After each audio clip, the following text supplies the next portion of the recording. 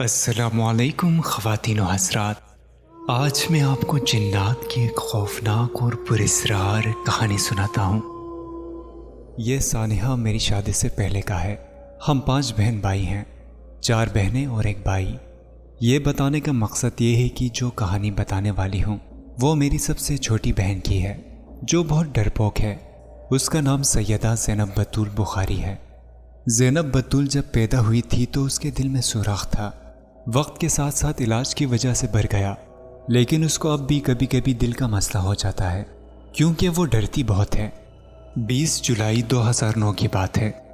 مجھے سب کچھ یاد ہے کیونکہ ہم بہت زیادہ ڈرے تھے۔ اس دن ہم لوگ اپنی بڑی بوا کے بیٹے کے ولیمے سے واپس آئے تھے، میرپور آزاد کشمیر سے۔ میرپور سے واپس آنے کا راستہ نہایت ہی سنسان اور پہاڑی نشیبی علاقہ ہے۔ زینب بطول 5 سال کی تھی تب۔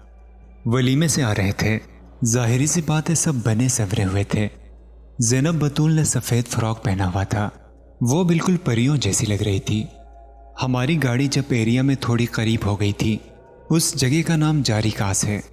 انجن گرم ہونے کے باعث گاڑی خراب ہو گئی تھی۔ وہ علاقہ جھاڑیوں کی وجہ سے بہت زیادہ گھنا اور ویران ہے۔ تقریباً 1 گھنٹہ لگا انجن کو دوبارہ ٹھیک ہونے میں۔ تب تک میرا بھائی سید محمد علی اور زینب بطول تھوڑا دور تک چلے گئے کھیلنے کے لیے۔ زینب بطول محمد علی سے بھی تھوڑی دور چلی گئی، اکیلی ایک بکری کے بچے کے پیچھے کھیلتے ہوئے۔ وہ ایک جگہ بھاگ کے رک گیا۔ وہ جگہ ایسی تھی کہ ہم سارے دیکھ رہے تھے، اس لیے پریشانی والی کوئی بات نہیں لگ رہی تھی۔ وہ بکری کا بچہ تو تھا، لیکن وہ تھوڑا عجیب سا تھا، خاص طور پر اس کی ٹانگیں ٹیڑھی تھیں۔ ہم سب گاڑی میں بیٹھ گئے اور چلنے لگے۔ تھوڑا دور تک گئے ہی تھے کہ پیچھے پیچھے وہ بکری کا بچہ بھی آ رہا تھا۔ وہاں سڑک کی چڑھائی زیادہ ہے، اس لیے گاڑی زیادہ تیز رفتاری سے نہیں چل رہی تھی۔ خیر ہم سب نے محسوس کیا کہ وہ کب سے پیچھے آ رہا تھا، اور زینب بطول ٹھیک نہیں لگ رہی تھی، اسے بخار ہو رہا تھا۔ ہم جیسے ہی گھر پہنچے، زینب بطول کے کپڑے تبدیل کروائے، اس کے بعد وہ سو گئی۔ رات کو ہم سب لانچ میں بیٹھ کر باتیں کر رہے تھے۔ زینب بطول کی چیخوں کی آواز آنا شروع ہو گئی، جیسے کسی نے مارا ہو۔ رو رو کے حالت خراب ہو گئی۔ اس کو دم کرتے رہے، لیکن وہ سنبھلنے کا نام نہیں لے رہی تھی، روئے جا رہی تھی۔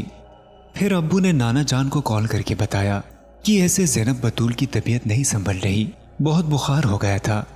نانا ابو نے آیت الکرسی اور سورہ قریش کا دم بتایا۔ اس کے بعد ڈاکٹر کو بھی دکھایا، لیکن جیسے ہی دوائی کھائی آرام آ جائے، اور دوائی کا اثر ختم ہوتے ہی پھر وہی حال۔ ہم سب بہت پریشان ہوئے۔ ایک دن میں زینب بطول کے ساتھ ہی سو گئی تو وہ رات کو جاگی ہوئی تھی اور رو رہی تھی۔ میں نے دیکھا اور پوچھا کہ آپ کیوں رو رہی ہو؟ اس نے کہا کہ کھڑکی میں ایک گوریلا کھڑا ہوا ہے، بہت بڑا، اور مجھے دیکھ رہا ہے۔ میں بہت زیادہ ڈر گئی، اتنا زیادہ کہ مجھے کپ کپی طاری ہو گئی۔ اس نے مجھے 2 بار یہ بولا کہ آپ ہی کھڑکی میں کوئی ہے۔ میں نے دل بڑا کیا اور جیسے ہی کھڑکی کی طرف دیکھا، مجھے لگا اب مجھے دوسری سانس نہیں آئے گی۔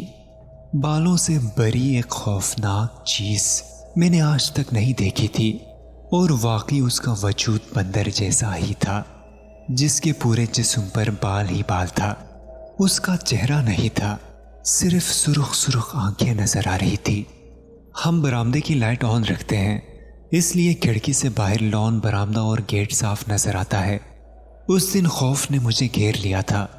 میں نے ابو کو جگایا اور بولا کہ زینب بطول ڈر رہی ہے۔ دوبارہ انہوں نے سورہ قریش پڑھ کر دم کی۔ اس کے بعد وہ سو گئی، لیکن بہت زیادہ ڈرتی تھی، دن میں بھی اس کو ڈر لگتا تھا۔ پھر ابو اس کو ایک عالم کے پاس لے گئے۔ انہوں نے زینب کو دم کیا اور بتایا کہ بچی کو زیادہ تیار نہ کیا کریں، اسی وجہ سے اس کو جنات کا سایہ ہوا ہے۔ نہ زیادہ شیشہ دیکھنے دیں، اور رات کو پرفیوم اور کسی بھی قسم کی خوشبو سے پرہیز کریں۔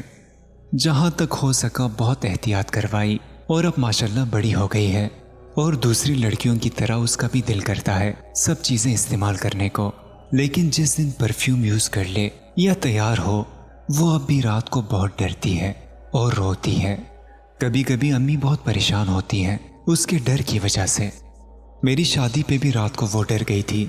اس وقت وہ کمرے میں اکیلی تھی، اور اس کو پھر سے وہی بالوں سے بھرا ہوا مخلوق نظر آیا۔